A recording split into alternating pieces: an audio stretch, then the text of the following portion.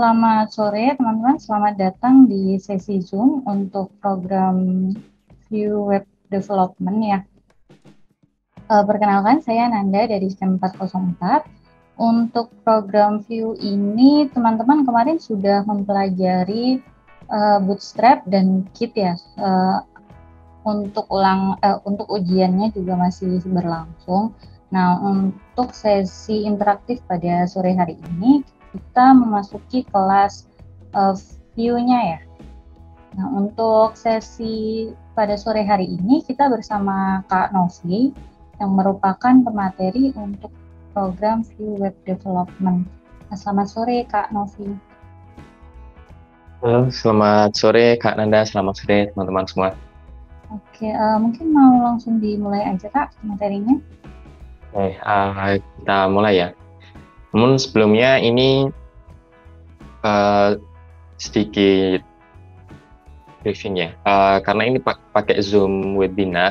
Jadi kalau teman-teman ingin menyampaikan pertanyaan, nanti nggak apa-apa, nggak harus nunggu sesi Q&A terlebih dahulu, tapi nanti bisa di tengah-tengah kalau misalkan teman-teman mau mengajukan pertanyaan, silahkan mengajukan pertanyaan di panel Q&A ya.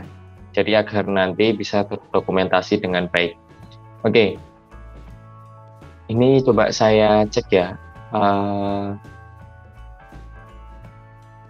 Saya share screen, oke. Apakah screen saya sudah terlihat? Bisa coba ini ya. Di kolom chat, teman-teman bisa chat gak ya? Sudah terlihat Kak Novi. Saya nggak bisa melihat ini ya, chatnya teman-teman ya. Ini chat saya kosong ya.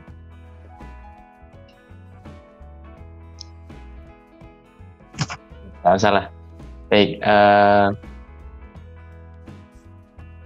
oke teman-teman, kalau misalkan ingin komunikasi atau tanya jawab nanti di Q&A ya. Oke. Oke, agar ini sesinya berjalan lancar, ini saya matikan dulu untuk videonya biar ini ya, nggak terganggu koneksinya. Baik, pada sore hari ini kita akan belajar untuk Vue ya. Nah, untuk Vue itu sendiri sebenarnya ini merupakan framework dari JavaScript. Oke. Ini sebenarnya lebih enak kalau bisa chat ya. Nah, ini saya harap teman-teman setidaknya sudah mempelajari HTML, CSS, JavaScript dasar ya. Ya syukur-syukur kalau misalkan teman-teman itu sudah mempelajari back-end-nya gitu. Entah menggunakan PHP atau misalkan JavaScript juga menggunakan Node.js gitu. Cuman paling tidak kalau misalkan mau masuk ke Vue, React seperti itu kita setidaknya harus mengetahui HTML, CSS, JavaScript. Nah ini merupakan framework, jadi setidaknya teman-teman tahu terlebih dahulu sedikit lah tentang HTML, CSS, JavaScript. Harus cukup banget, cuman setidaknya saya tahu cara kerjanya. Oke. Nah ini kita mulai dari bawah dulu ya. Jadi karena ini kelas ini merupakan kelas untuk basic Vue ya. Kita juga ada kelas React. React-nya ini juga untuk basic fundamental, dan kita juga nanti akan mengembangkan materi-materi untuk yang kelas lebih lanjutnya kayak gitu. Baik. Nah, kita sekarang mulai dulu untuk dari awal. Bagaimana menginstal Vue, kemudian bagaimana cara masang, misalkan udah masang Bootstrap. Di sini teman-teman sudah mempelajari Bootstrap ya sebelumnya di CSS. Kemudian kalau misalnya teman-teman dari CSS itu pindah framework, nanti ada Bootstrap atau Tailwind. Nah ini kita coba gimana sih cara masangnya Bootstrap di dalam Vue.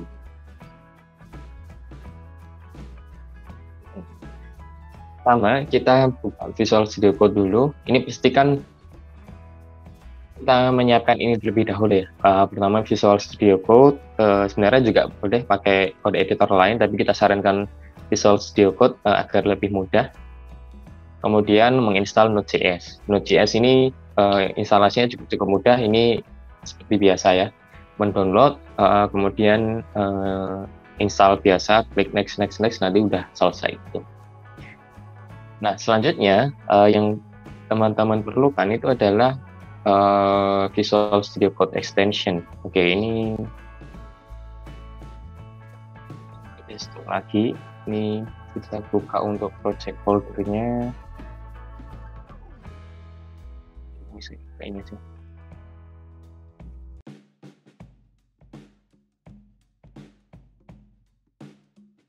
Ini ada extension. Kita perlu mencari yang namanya prettier.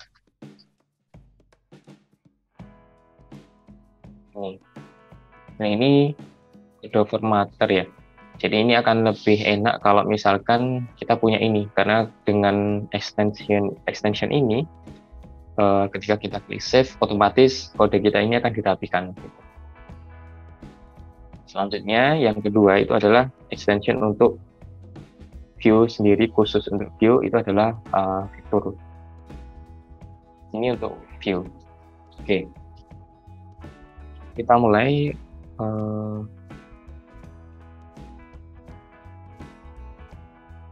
Ini tag yang sangat populer di dalam JavaScript ya, ada min, mern, maven. Sebenarnya yang paling banyak berganti itu adalah di bagian front end-nya gitu. Entah nanti menggunakan Vue, entah menggunakan Angular, entah menggunakan React. Kalau saya cek di job market itu sebenarnya yang paling banyak itu adalah antara React dan Vue. Kalau untuk startup yang itu cukup besar, yang misalkan udah pendanaan funding seed A, seed B, seterusnya, itu biasanya menggunakan React, karena React itu backup-nya gede ya, diciptakan sama Facebook. Kalau Vue kan ini kan mantan karyawannya bawahnya Google ya, jadi biasanya kalau misalkan backup-nya itu perusahaan besar, dia lebih reliable, terus lebih scalable gitu. Cuman kalau saya lihat memang Vue itu sendiri lebih mudah dipakai daripada React gitu. Jadi Vue itu malah biasanya sering dipakai untuk mungkin teman-teman yang freelance, nanti digabungkan ya, dicampurkan dengan menggunakan Node.js, atau misalkan ada juga yang menggunakan Laravel, karena Laravel itu juga cukup mudah, framework yang cukup mudah untuk digunakan di bagian backend-nya. Jadi kalau teman-teman belajar Vue itu sebenarnya sangat multi use ya. Jadi ini akan sangat berguna kalau teman-teman belajar Vue. Dan nantinya kalau misalkan di sini teman-teman ada yang juga belajar React, teman-teman akan mempelajari sebenarnya mirip-mirip gitu cara kerjanya. Walaupun script-nya itu sedikit rumit untuk yang React. Jadi React itu sedikit rumit untuk script-nya dibandingkan dengan Vue, itu lebih istilahnya lebih deskriptif lah, lebih jelas, lebih mudah untuk dibaca kayak gitu. Nah, untuk sesi pertama ini nanti kita akan coba untuk fokus ke front end terlebih dahulu ya. Kita akan coba untuk belajar bagaimana cara set front end-nya. Nanti di sesi selanjutnya baru kita memasang back end-nya gitu. Oke, ini untuk instalasi Vue-nya. Untuk teman-teman yang mungkin baru belajar gitu ya, antara front end dan back end itu nanti kita letakkan di folder yang berbeda. Nah, kita jadi punya satu folder besar, yaitu adalah Bookstore. Nah, di dalam Bookstore itu sendiri, ini kenapa Bookstore? Karena ini kita coba studi kasusnya bikin ini ya, toko buku gitu ya. Dan di dalamnya ada produk buku-bukunya gitu. Nah, di dalam folder Bookstore itu nanti dipisahkan menjadi dua folder atau dua directory. Pertama adalah front end, yang kedua adalah back end. Tentu saja itu artinya kalau folder front end ya berarti ini khusus untuk front end saja, back end untuk back end saja. Yang front end itu isinya pasti adalah view-nya itu sendiri gitu. Kalau backend-nya nanti kita pakai Node.js. Ini kita pakai Vue 3 ya untuk project ini. Ini saya install dari terlebih dahulu menggunakan Vue 3. Kemudian kita coba untuk jalankan view-nya itu sendiri. Jadi ini kita masuk ke terminal, atau kita pakai terminal di dalam ini saja, di dalam Visual Studio Code.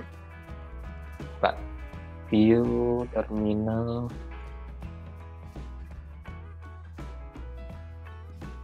kemudian masuk ke folder front end, kemudian jalankan npm run start.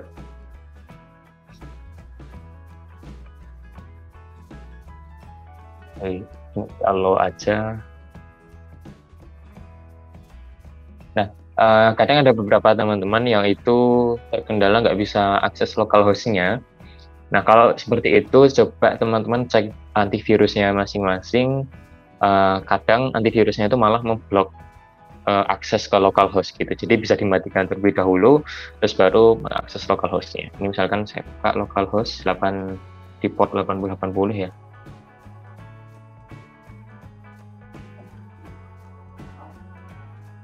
Oke, ini adalah halaman pertama dari Vue. Oke, ini ada chat. Oke, pertanyaan dari Kak Mufid. Di sini pakai Laravel juga enggak ya untuk backend-nya? Nah, kalau untuk di kelas ini kita pakai Node.js ya untuk backend-nya gitu. Oke, kita lanjutkan.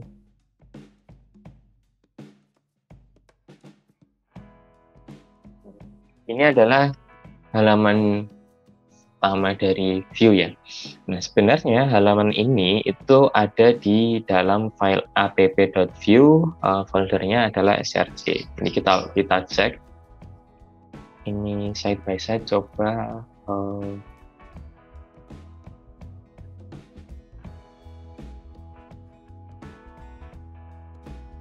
app.vue. Kita cek.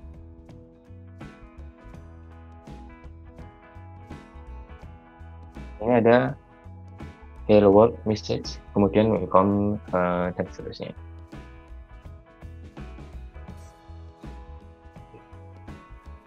Misal, kalau misalkan kita cek komponen dari hello world, jadi ini ada template. Di dalam template ini ada logonya Vue. Kalau misalnya kita komen ya, nah ini otomatis hilang ya logonya. Kalau misalkan kita ganti message-nya, di sini misalkan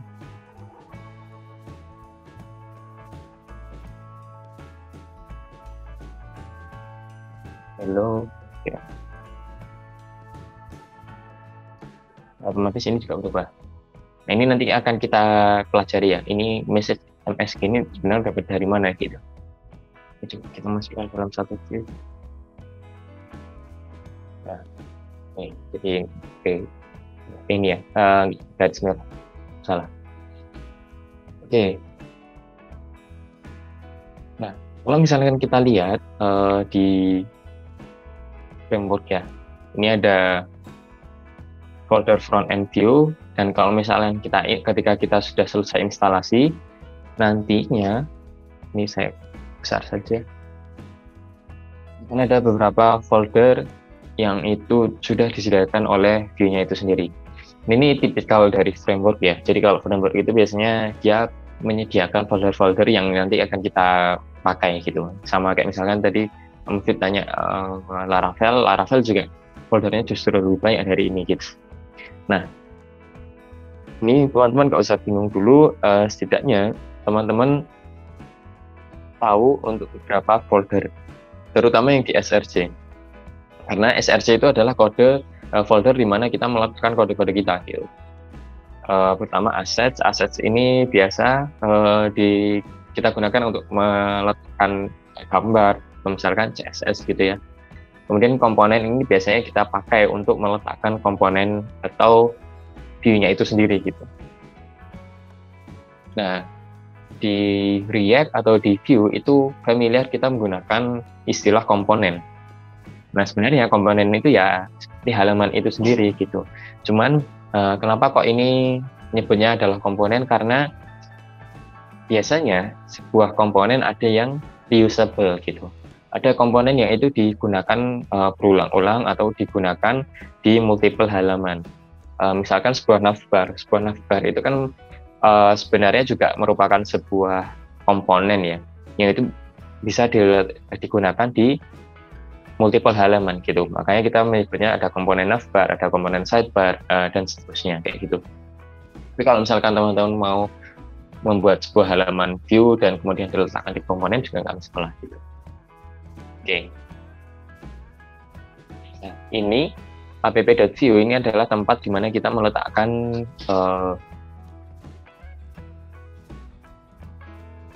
aplikasi kita gitu, atau misalkan kita mau merunning sebuah aplikasi view, itu biasanya harus diletakkan di dalam app.view. Tadi kita juga sudah melihat sendiri ya, ini halaman ini merupakan halaman yang ditampilkan oleh app.view gitu.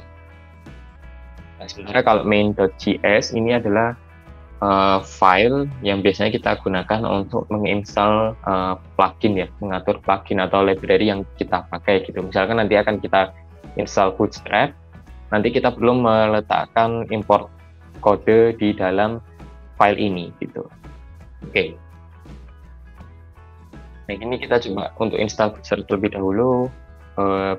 Kita terminal cd kemudian npm install Bootstrap.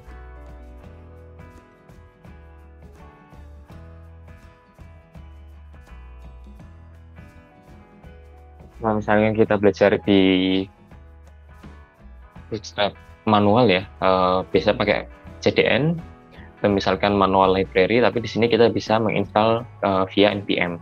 Nah, kalau menginstal via npm, kita perlu memasukkan kode import ke dalam main.js ini gitu. Jadi ini kita perlu katakan for Bootstrap. Ini otomatis ya, udah ada rekomendasinya karena kita juga udah install CSS. Oke, kita save. Kemudian ini belum kita pakai ya, tapi nanti kita coba untuk hello world terlebih dahulu. Oke, kita akan masuk untuk coba memodifikasi ya interface dari halaman gitu. Kita akan coba dari hello world, kemudian gimana sih cara memasukkan elemen HTML ke dalam view kita, kemudian event handling, on click dan seterusnya, kemudian passing data. Ya, ada pertanyaan dari Devan ya. View bisa diterapkan dengan PHP atau enggak, Kak? Tentu bisa. Jadi Vue itu karena dia adalah framework front end ya. Nah, itu nanti back end-nya itu bisa dipakai dengan yang berbeda gitu. Jadi mau Laravel pakai Vue atau misalkan Node.js pakai Vue, mau Java sekalipun itu juga bisa gitu. Cuman biasanya yang paling populer itu adalah Laravel Vue karena tingkat kemudahannya tinggi sekali gitu. Kalau mungkin teman-teman ada yang pernah pakai Laravel, ya kerasa banget ya, sangat mudah sekali menggunakan Laravel gitu. Mungkin dibandingkan dengan Node.js mungkin masih cukup mudah Laravel gitu. Cuman Node.js kan menang ya karena dia satu bahasa sama-sama JavaScript. Biasanya kalau full stack gitu pakainya Node.js, Vue atau React seperti itu.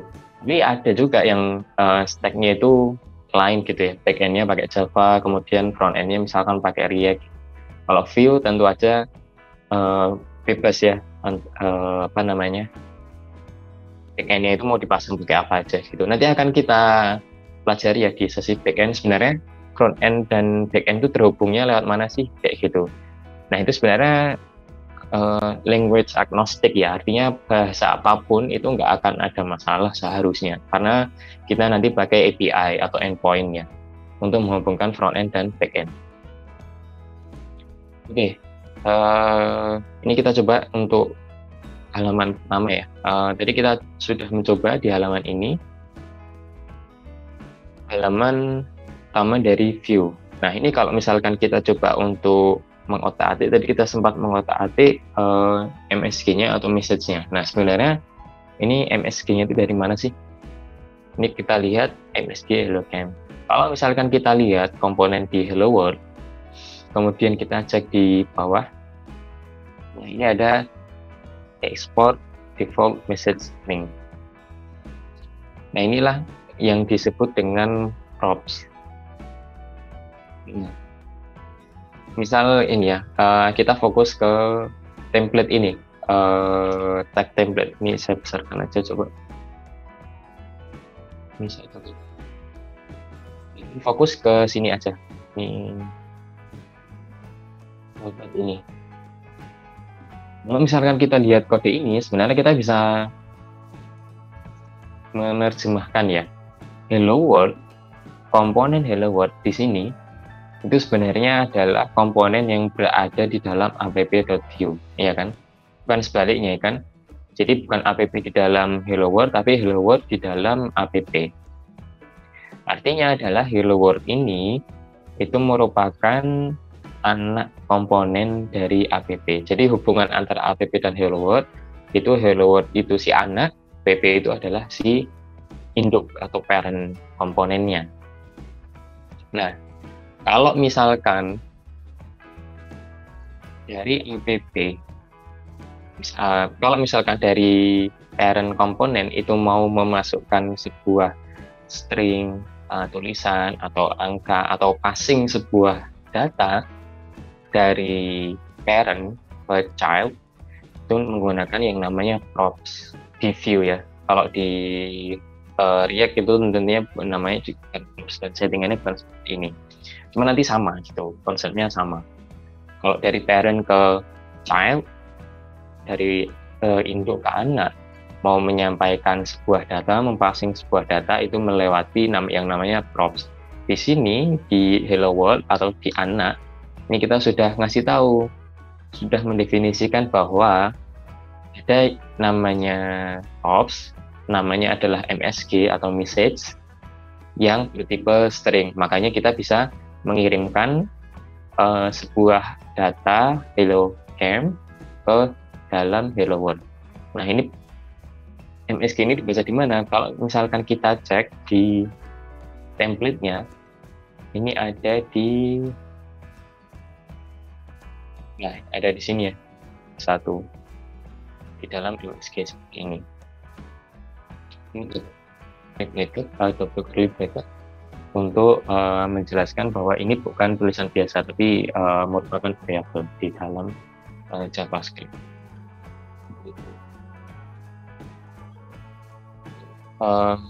Kita lanjut. Yaitu singkatnya gimana sih caranya passing data dari parent ke child gitu ya, MSG-nya. Nah, ini sebenarnya kalau misalnya kita cek di kodenya, kita buka browsernya. Nah, ini sebenarnya tulisan ini kan ada di Hello World ya, invite dan seterusnya. Ini kan tulisan ini ya di dalam ini. Misalnya kita ubah juga bisa gitu.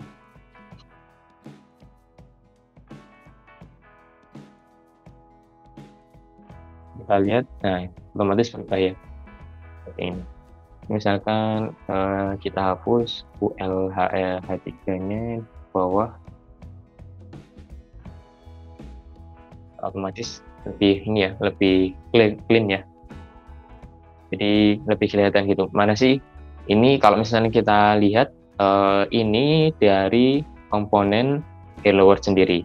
Tapi kalau ini HelloCamp 404 ini adalah variabel MSG dan datanya, isi datanya itu dikirimkan dari app.view. Makanya ada di sini.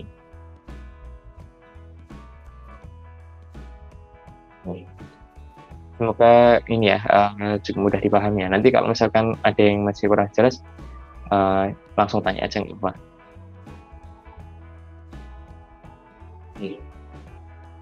Ini kita lihat kalau misalkan tadi ya di dalam sebuah file view ada 3 tag utama di dalam view. Yang pertama adalah template, yang kedua adalah script, yang ketiga adalah style. Nah, kalau di mana sih sebenarnya kita meletakkan HTML, kode HTML, itu kita letakkan di dalam template. Kalau misalkan untuk meletakkan data, kemudian event handling, itu diletakkan di dalam text script. Nah, termasuk juga ketika kita mengambil data dari backend, nanti diolah atau diproses di dalam text script ini. Kemudian kalau misalkan kita memerlukan CSS, styling apapun, itu diletakkan di dalam tag style ini. Nah, sebenarnya mungkin yang paling utama itu adalah template-nya itu sendiri. Kalau misalkan teman-teman menampilkan sebuah halaman dan itu nggak ada data atau event handling-nya, tentu teman-teman nggak perlu menggunakan script. Kalau misalkan teman-teman perlu menggunakan CSS atau dan sebagainya, tentu nggak perlu ya menggunakan text style. Tapi teman-teman nggak mungkin tanpa menggunakan template gitu ya. Karena kita menggunakan view itu justru untuk menampilkan sebuah interface. Nah, interface-nya kan harus pakai HTML, tentu harus menggunakan tag template itu sendiri. Nah, ini biasanya kita pakai satu div utama ya. Tadi kan sempat kita lihat kalau misalkan ada 2 tag atau 2 elemen keluar ini ya, garis merah ya. Jadi kita pakai div untuk membungkus ke dalam satu root, dalam satu elemen. Oke.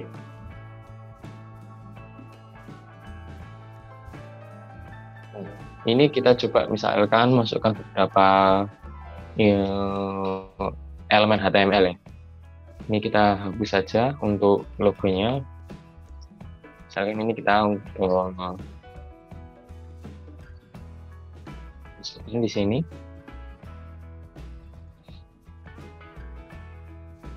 Misalkan kita masukkan untuk input HTML ya, input teks biasa, kemudian pakai placeholder. Misalkan masukkan namamu.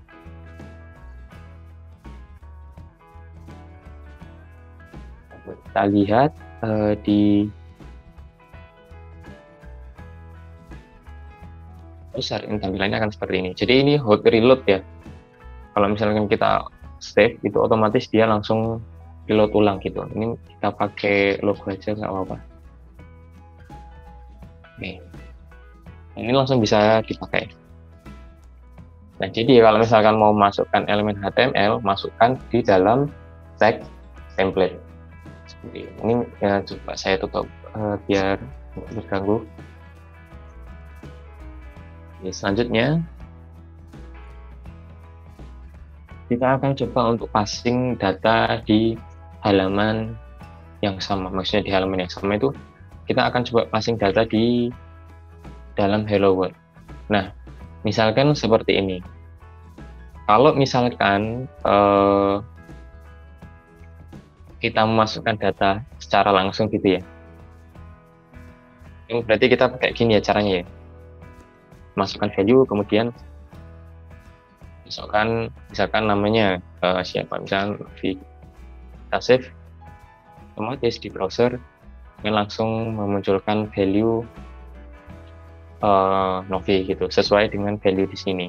Tapi ini kan sebutannya kan hardcode ya.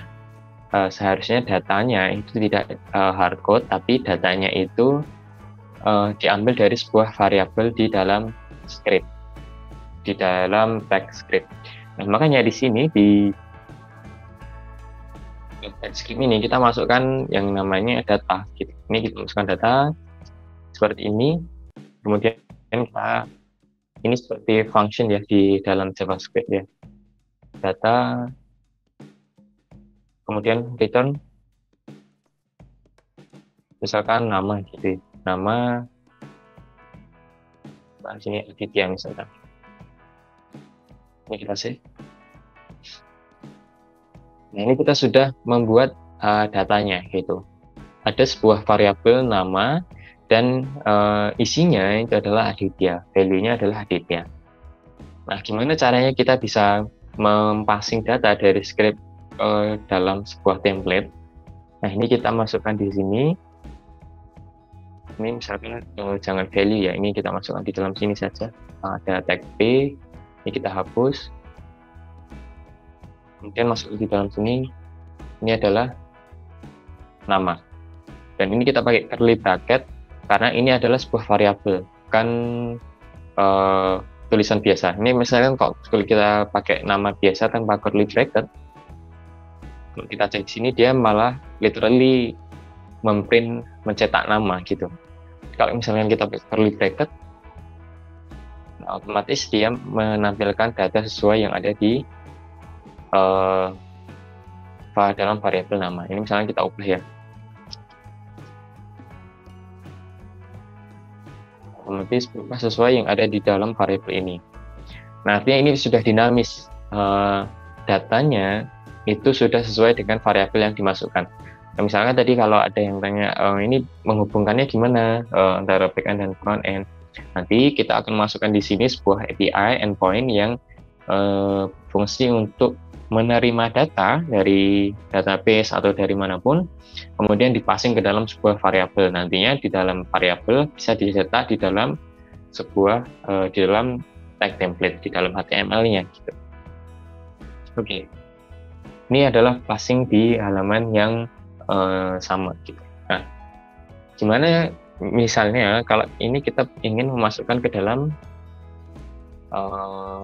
inputnya gitu. Jadi bukan dimasukkan ke dalam elemen base seperti ini, tapi ini kita ingin masukkan di dalam inputnya. Ini kita menggunakan yang namanya value, tapi di dalam view ini kita bisa menggunakan yang namanya value seperti ini, pakai titik 2 di depannya gitu. Kemudian masukkan variabelnya, nama gitu. Nah, ini nggak usah pakai curly bracket karena dia udah otomatis kalau kita pakai titik 2 seperti ini, dia langsung baca ini adalah sebuah variabel. Ini kita cek, nah otomatis dia membaca.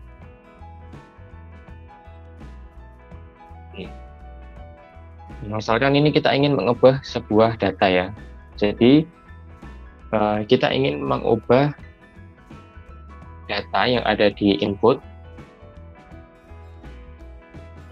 Kalau misalkan ini kita sebentar, ini kita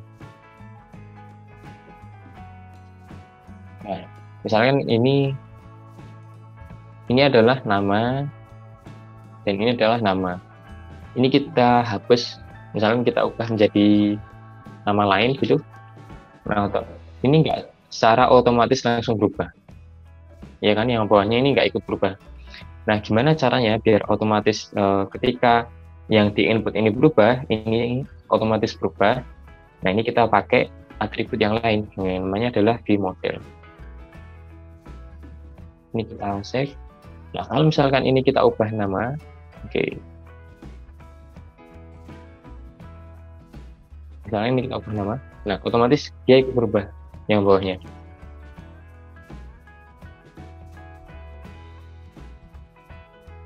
Nah, bayangin ya, ini kalau misalnya kita pakai JavaScript mungkin akan lebih pusing gitu untuk menuliskan kodenya gitu. Tapi kalau misalnya kita pakai framework seperti Vue ini kelihatan cukup mudah ya, cukup clean gitu untuk menggunakan seperti ini.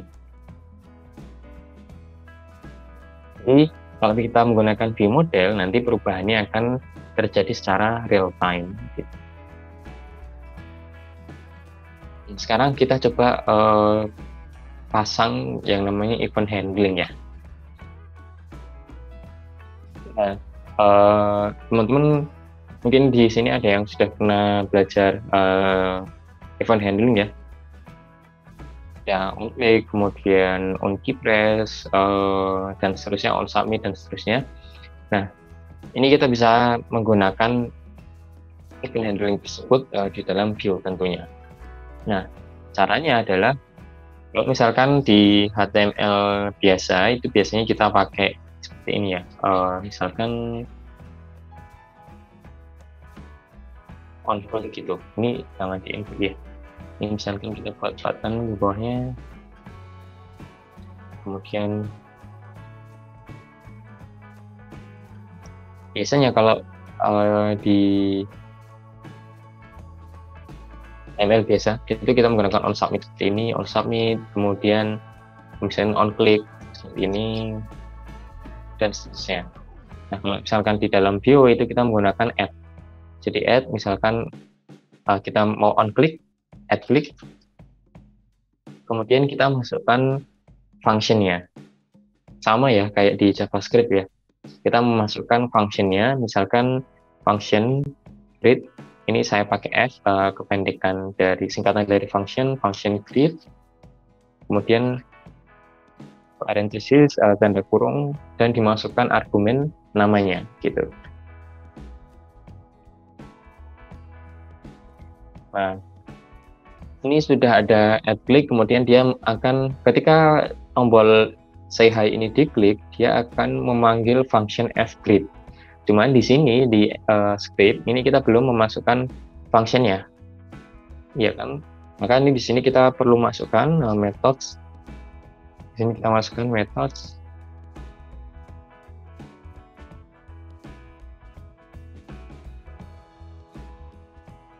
Kemudian fgreet, nama functionnya, kemudian masukkan parameternya. Tadi kita menggunakan parameter nama. Kemudian kita misalkan alert biasa ya, di dalam JavaScript ya, alert hello, kemudian concatenate nama. Kita coba. Ini ada nama, misalkan, kemudian say hi. Nah, otomatis dia menampilkan alert. Jadi sesuai dengan yang kita program. On click-nya sesuai dengan yang kita program. Seperti itu. Ini adalah penggunaan on click di dalam view. Kalau misalkan di HTML biasanya ini dimasukkan on click-nya di dalam sini, di dalam tag elemennya, kemudian panggil function-nya, kemudian di dalam tag script itu dibuatkan function-nya di dalam tag script ini ya. Jadi misalkan function fgreet, kemudian dideklarasikan function-nya seperti apa. Tapi kalau di view, ini kita masukkan ke dalam export default, di dalam export default kita masukkan ke dalam methods seperti ini.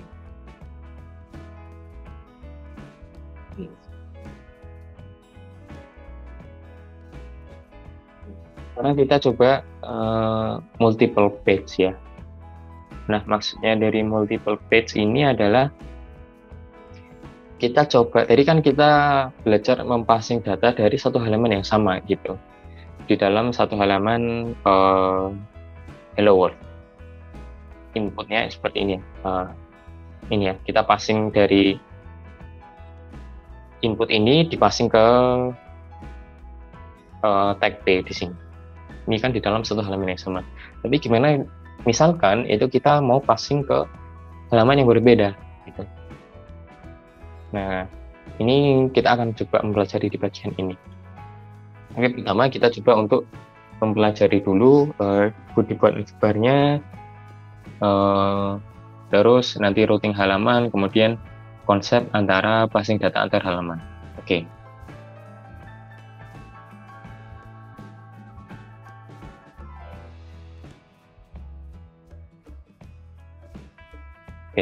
Nah, di sini kita coba untuk buat komponen navbar-nya terlebih dahulu.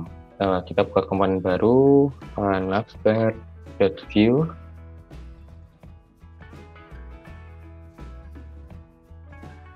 Kemudian ini ya tadi ya. Kalau misalnya kita menggunakan Visual Studio Code, kemudian pakai extension vetor tadi, kita bisa shortcut menggunakan view. Otomatis ada rekomendasinya, kita pakai seperti ini, kemudian diambil otomatis template script style-nya dibuatkan. Sekarang kita buat terlebih dahulu selanjutnya navbar, kemudian kita menggunakan kelas bootstrap ya, navbar.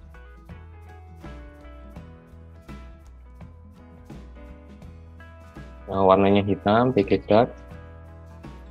Kemudian di sini kita menggunakan kontainer untuk margin kanan kiri, kemudian item-item dari navbar itu sendiri. Misalkan ini sebenarnya teman-teman bisa masukkan image ya. Ini kita lewati dulu, kita langsung ke linknya masing-masing. Misalkan di sini hello world tadi ya, komponen tadi. Kemudian kita copy saja. Untuk yang kedua itu adalah yang mengarah ke manajemen buku.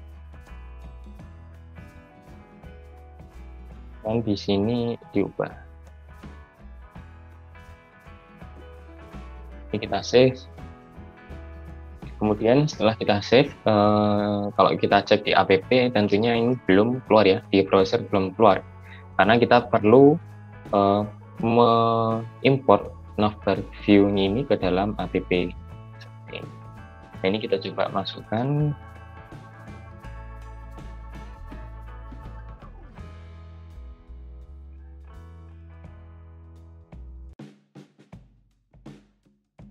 Oke, navbar from komponen ini, navbar di sini masuk. Ini masukkan sini. Jadi importnya oke, ini ada navbar. Oke, kita save. Kita cek di browser. Nah, otomatis ini tampil ya navbarnya. Ini kenapa di sini putih-putih? Karena ini ada styling dari app-nya. Ini kita kunci dulu.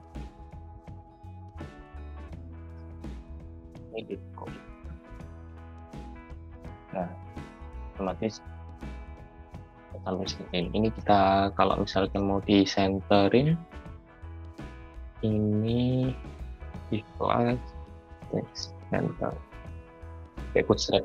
Nah,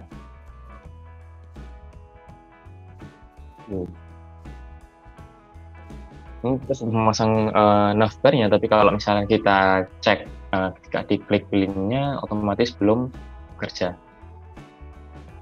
Nah, gimana caranya bisa bekerja? Caranya bisa bekerja, ini kita perlu menggunakan yang namanya view router ya. Cuman sebelum kita buat view routernya, kita buat dulu halaman manajemen bukunya gitu. Jadi di sini kita coba buat komponen baru, manajemen buku.view, kemudian view, masukkan template-nya gitu. Misalkan div ini buku. Ini kita buat judulnya terlebih dahulu atau header-nya terlebih dahulu. Oke, selanjutnya ini kita coba untuk menggunakan view routernya. Nah, kita di sini menggunakan view router versi 4 ya. Jadi ada versi 3 dan versi 4, tapi ini kita menggunakan versi 4 saja. npm install view router versi 4 add 4. Oke. Ini tentu saja kalau kita menggunakan React beda package yang digunakan atau library yang digunakan. Di React itu kalau nggak salah namanya adalah React Router DOM gitu. Jadi di sini view menggunakan view router. Cuman fungsinya adalah sama, ini adalah mengatur untuk routingan ya, atau perpindahan halamannya gitu. Nah, setelah instalasi selesai, nah ini kita perlu membuat router.js ya. Jadi dalam SRC kita buat file baru router.js. Nah, ini kita masukkan kode untuk settingan routernya gitu. Ini perlu diteruskan.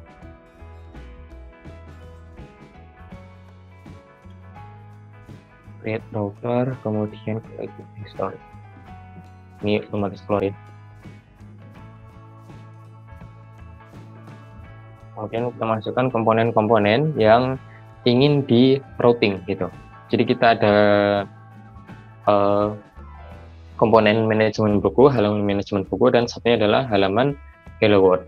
Nah, otomatis kita masukkan ke dalam sini gitu, import dua halaman. Ini kita bisa langsung ke sini saja, const rows, kemudian masukkan ya. Sekarang di sini path pertama itu adalah garis miring saja, artinya tidak ada embel-embel di belakangnya gitu ya, tanpa URI. Nah, ini kita masukkan komponen, kita menggunakan Hello World. Ini kita masukkan terlebih dahulu import statementnya, import Hello World from komponen Hello World. Satunya kita masukkan lagi untuk manajemen buku. Oke. Nah, ini yang kedua itu adalah path untuk ke manajemen buku. Jadi di sini manajemen buku.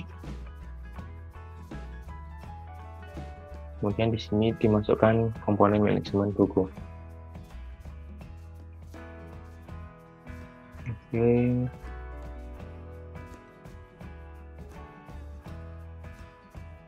Ini pakai para ya, kan.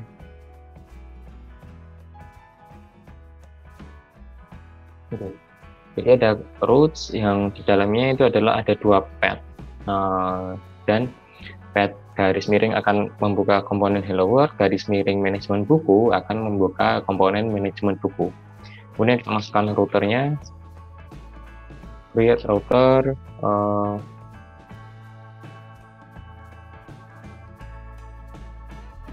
ini nggak usah dihafal ya, ini jadi teman-teman bisa melihat aja. Intinya teman-teman tahu logiknya itu bagaimana. Yang paling penting itu adalah logik di sini ya. Artinya path apa membuka komponen apa, seperti itu.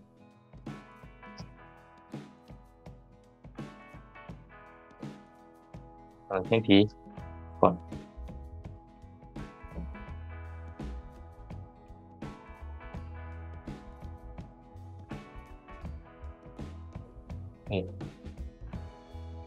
Nah, setelah kita membuat routernya, kita aktifkan router JS-nya di main.js gitu. Tadi ya yang sempat kita bahas, kalau misalkan ingin memasang plugin dan seterusnya, ini kita masukkan di dalam main.js.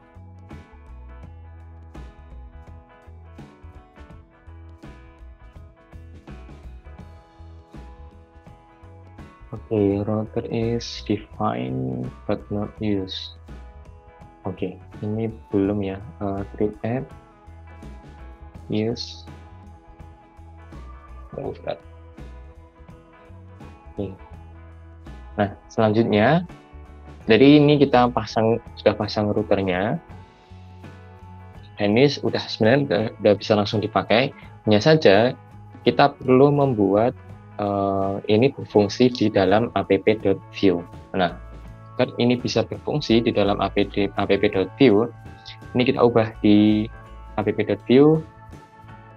Kemudian ini bukan Hello World, tapi di sini kita ubah menjadi router view. Misalkan di sini kita ubah. Ini image-nya dipindah dulu ya. Misalkan di sini kita pindah langsung ke Hello World saja.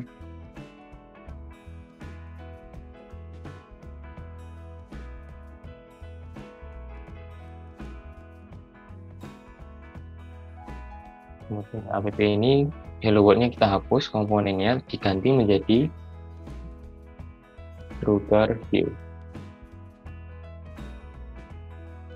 Kemudian ini komponen-komponennya yang Hello World dihapus karena ini kita sudah tidak menggunakan. Selanjutnya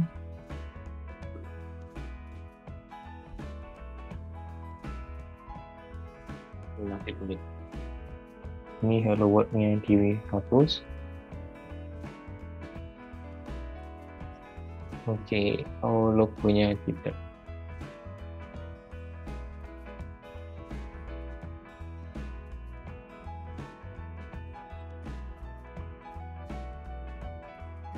Oh, view. Oke. Nah, selanjutnya ini kita memodifikasi ahrefs-nya gitu. Jadi kalau misalkan kita buka di navbar.view, nah A-nya ini itu harus diubah menjadi router link. Ini diubah menjadi router link. Ini juga sama bawahnya, ubah jadi router link. Nah, harusnya ini diubah menjadi itu seperti ini. Nah, baru dengan seperti ini kita bisa menggunakan view routernya gitu. Nah, kalau misalkan kita buka di browser, kemudian cek di sini ya, hello world, mention buku. Nah, teman-teman bisa cek ya di icon di pojok kiri ini tidak berubah sama sekali. Nah, artinya adalah ini sebenarnya kita tidak melakukan buffering atau loading jika kita menggunakan view router, karena memang ini kita tidak meminta atau mengajukan request lagi ke server, tapi ini diolah langsung dari view-nya. Beda kalau misalnya kita menggunakan ahref, ini kita coba modifikasi menggunakan ahref lagi ya. Ini A, kemudian to-nya diubah menjadi href. Ini ya. Jadi kalau kita cek lagi, ini kita buka hello world. Nah, ada bufferingnya, ada loadingnya. Walaupun ini singkat sekali, tapi di sini kita lihat ya di pojok kiri atas ini, dia buffering itu sebenarnya.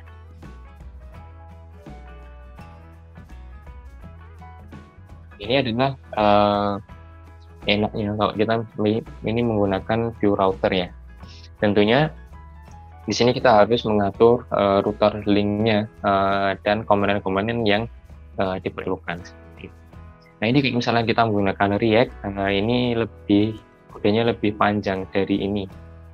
Ya mungkin sekitar 30% lebih panjang, lebih rumit. Jadi makanya orang-orang biasanya view itu ditandem sama Laravel. Karena Laravel mudah dari back-end, kemudian view kalau misalkan front-end-nya juga lebih mudah gitu. Cuman ya ini kebutuhan masing-masing ya, antara mau pakai view atau React ya, gantung tujuannya mau kemana gitu. Ini adalah penjelasan dari router link dan router view-nya gitu. Nah, router link ini kita pasang di navbar, kemudian router view itu dia yang mengatur view atau tampilan apa yang ingin ditampilkan di dalam app. Jadi di dalam app tadi kita lihat ya, ini di kode, ini kita di samping app.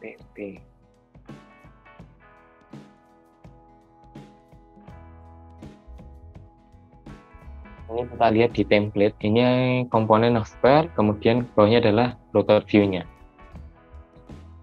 Nah, ketika kita mengklik router link-nya itu adalah garis miring saja, otomatis dia akan menampilkan komponen hello world. Kemudian ketika kita mengakses atau alamat URL yang diakses itu menggunakan /management buku, maka dia router view-nya otomatis akan menampilkan manajemen buku. Jadi pengaturannya seperti ini gitu, logiknya itu adalah seperti ini. Nah, alamat URL-nya atau path-nya itu diatur di router.js. Jadi path-nya apa, komponennya yang ditampilkan apa. Misalkan tadi ya, path-nya manajemen buku, komponen yang ditampilkan adalah manajemen buku. Nah, kalau misalnya kita lihat dari sebuah halaman website itu biasanya terdiri dari beberapa komponen gitu. Ini adalah ya, ini komponen sosial media yang umumnya ya. Jadi biasanya ada profile, post, kemudian komen. Ini kan biasanya entah Twitter, Facebook, LinkedIn dan sebagainya, biasanya mostly seperti ini gitu. ada komponen profile, ada komponen post, dan ada komponen comment. Nah, kalau misalkan ini kita rangkum ke dalam sebuah hierarki, dalam sebuah skema gitu ya, ini kita bisa buat komponen tree atau pohon komponen seperti ini. Jadi app ini ada komponen profile dan post, dan di dalam post itu ada komponen comment. Jadi comment itu sebenarnya adalah komponen dari post. Nah, komponen post itu tidak terhubung langsung dengan komponen profile gitu ya, terpisah dia. Nah, kalau misalnya kita buat komponen ini adalah seperti ini. Nah, setidaknya ketika kita mau membuat aplikasi di dalam Vue, sebenarnya kita harus tahu dulu nih komponennya itu antar hubungannya seperti apa gitu. Jadi misalkan ada multiple komponen, nah hubungannya seperti apa? Apakah dia terhubung atau tidak? Kemudian kalau misalkan terhubung, siapa induknya, siapa anaknya gitu. Siapa yang di atas ini, misalkan post adalah induk, comment adalah anaknya.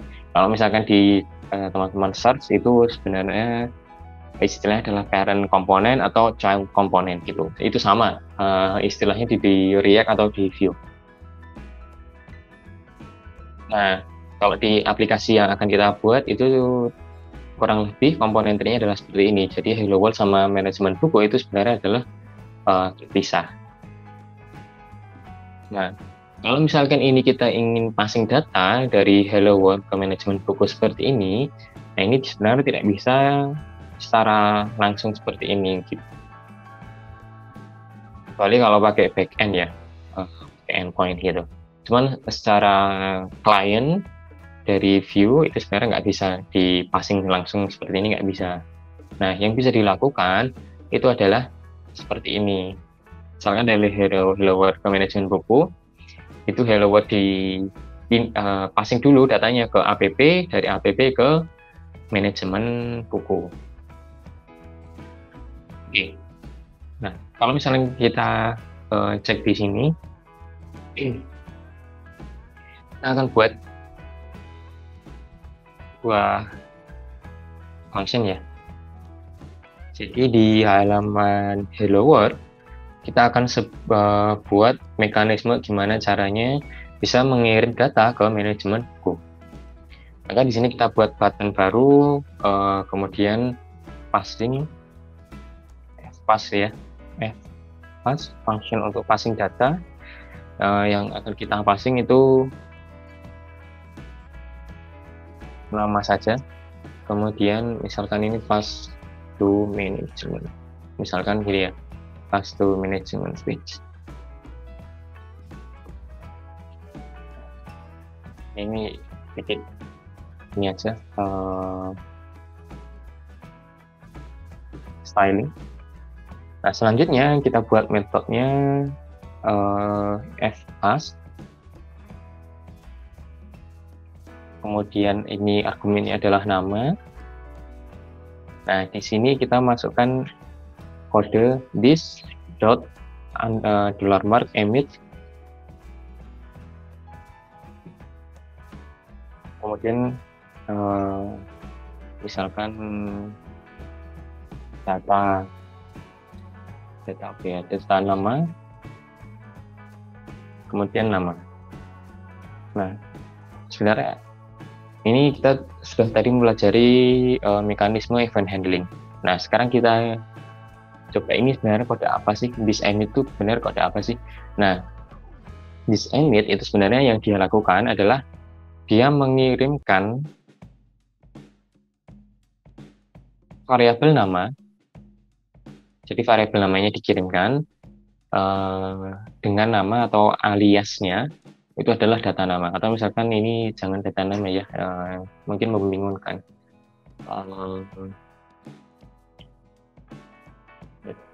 Kita jangan data gitu aja ya. Satu misalnya.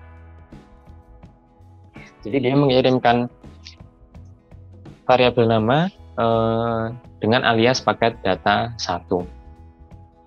Nah, ini dia sudah memberi sinyal atau ngasih tahu ya ke komponen-komponen yang lain, ini ada paket data 1 gitu. Nah, ini sudah dikirimkan sebenarnya, cuman di manajemen buku itu kita belum menerimanya. Nah, gimana caranya menerimanya? Jadi tadi ya sesuai dengan skema Hello World-nya itu datanya harus dikirimkan dulu ke dalam app. Nah, kalau misalkan kita mau mengirimkan datanya ke dalam app, ini kita terima dulu datanya. Jadi di sini paket data 1, jadi apa namanya? Ya, paket data 1 ya. Paket data 1. Ketika paket data 1 dikirimkan, maka panggil function retrieve misalkan menerima seperti ini. Kemudian di sini kita buat metodenya,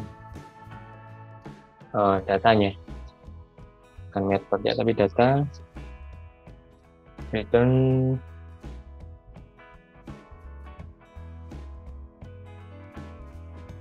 data nama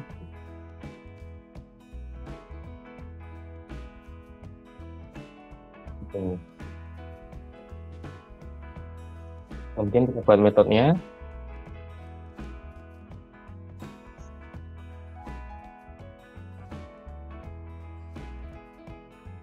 Jadi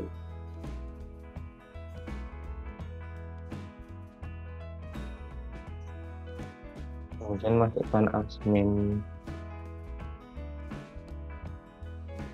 nama,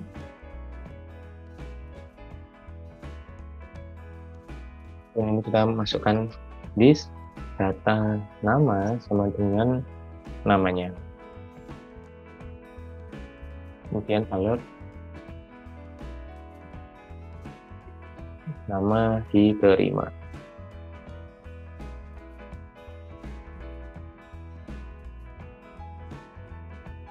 Nah, ini kita coba passing dulu dari Hello World ke dalam ke app. Jadi dinaikkan dulu dinaikkan ya dari Hello World ke app.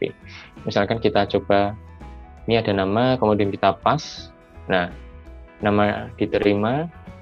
Jadi ini sudah berhasil ya, data yang dikirimkan dari child ke parent.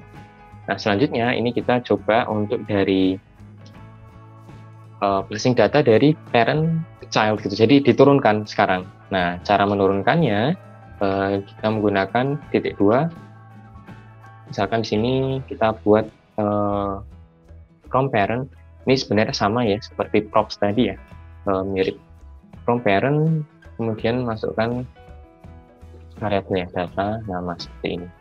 Nah, nanti akan diterima di halaman manajemen buku sebagai props. Maka di sini kita masukkan props, masukkan from parent.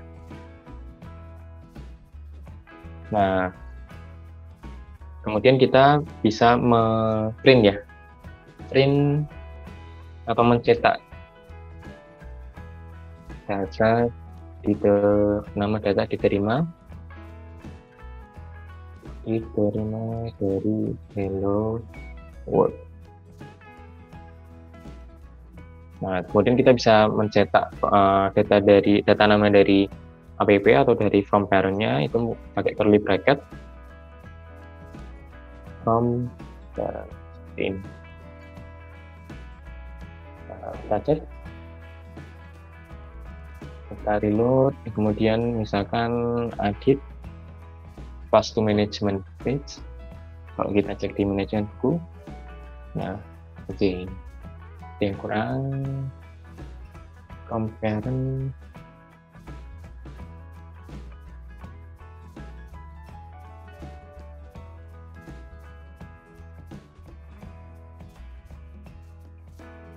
cek di app from parent data nama ini harus dicek di konsol.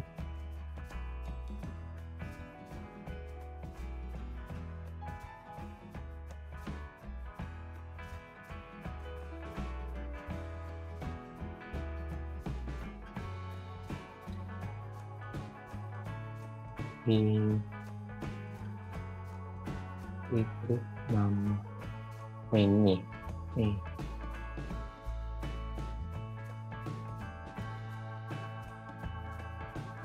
Hello World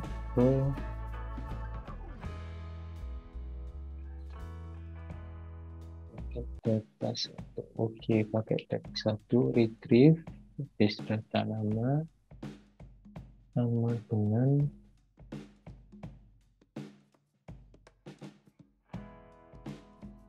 konsol dulu. Biasanya karena typo sih ya. Oke, reload, ini hello world. Oke, namanya pasif dikirim, bis data namanya oke. Kemudian coba bis data nama. Oke, comparing data nama.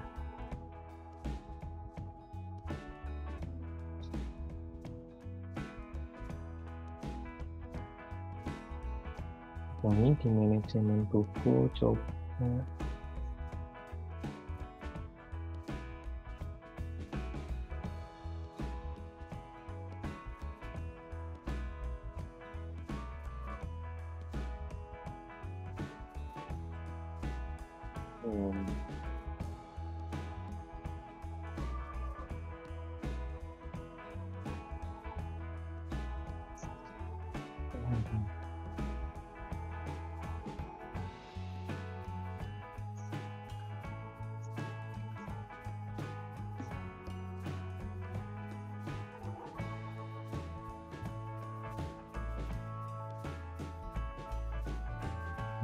cari.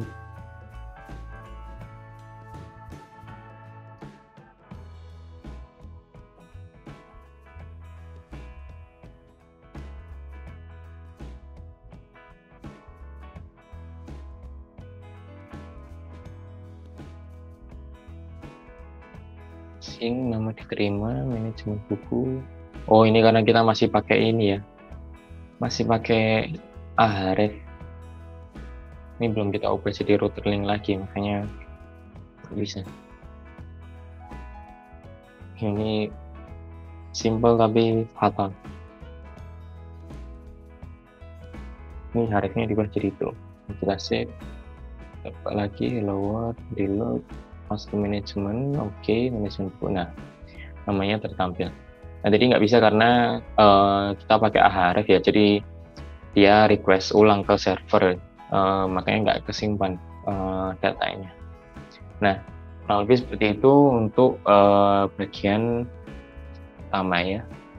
Jadi ini bisa teman-teman coba untuk dicoba latihan di rumah. Nah, ini sebenarnya kita masuk juga ke sesi kedua yang PN, tapi ini berhubung waktu ya, ini bisa kita pakai untuk tanya jawab saja, agar teman-teman juga lebih enak gitu kan, bisa diskusi, bisa tanya jawab.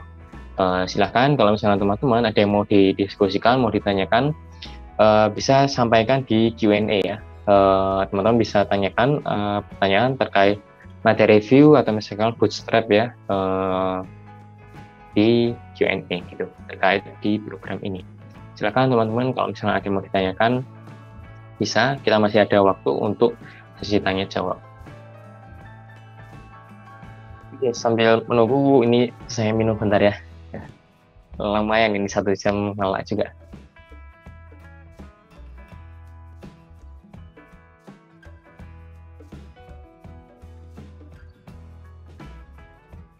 Oke, ada dari teman-teman yang mau didiskusikan, mau ditanyakan, apakah materinya cukup mudah untuk dipahami?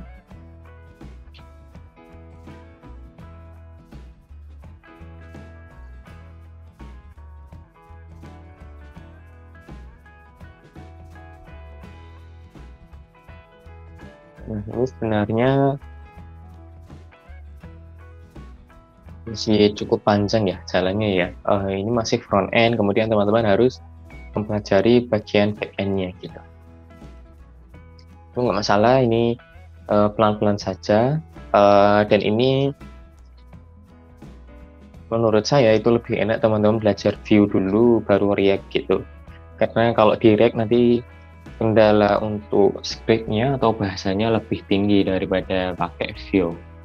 Nah, ketika teman-teman sudah belajar Vue, sudah bisa, kemudian sudah tahu logiknya, terutama untuk ini ya tadi ya, passing data antar komponen. Kalau sudah bisa, nanti di React itu nanti skemanya akan sama, hanya saja bahasanya itu lebih rumit gitu. Nggak rumit banget, cuman ya kalau misalkan ada opsi pakai Vue, ya pakai Vue lebih enak. Cuman kalau misalnya teman-teman ingin target kerja di startup yang cukup besar, entah misalkan Shopee, Tokopedia, itu mereka menggunakan React, tidak menggunakan Vue. Mostly biasanya gitu. Kalau untuk perusahaan startup yang seedingnya udah series A, B, C, menggunakan React, tidak menggunakan Vue. Kecuali kalau main produknya itu bukan tech ya, bukan teknologi, misalkan main produknya adalah barang komoditas lain, sementara web apps-nya itu hanya sebagai penopang gitu ya, support, pakai React juga nggak masalah gitu. Oke, dari teman-teman yang mau didiskusikan, sebelum ini kita tutup ya.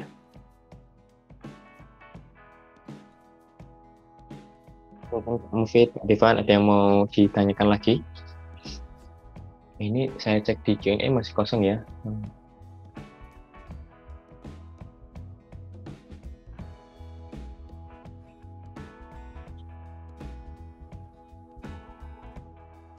Kalau sudah tidak ada, mungkin ini sesinya akan saya kembalikan ke Kak Nanda. Mungkin Kak Nanda juga bisa men-share untuk link absensinya. Mungkin seperti itu dari saya. Semoga bermanfaat buat teman-teman. Saya kembalikan ke Kak Nanda. Halo, selamat sore Kak Nanda. Sore Kak Novi, terima kasih untuk pemaparan materinya pada sore hari ini. Untuk teman-teman bisa mengisi link presensinya ya, sudah saya kirim di kolom chat. Oke, terima kasih teman-teman sudah meluangkan waktu dan bergabung pada sesi interaktif untuk program Vue Web Development pada sore hari ini. Jangan lupa untuk mengerjakan ujiannya ya. Ujian untuk Bootstrap dan Git masih dibuka sampai tanggal 16 ya kalau nggak salah. Oke, mungkin jika masih ada pertanyaan nanti teman-teman bisa tanyakan melalui fitur forum di website Camp 404 atau bisa ditanyakan di grup Telegram ya teman-teman. Mungkin itu saja. Terima kasih atas waktunya. Selamat sore teman-teman.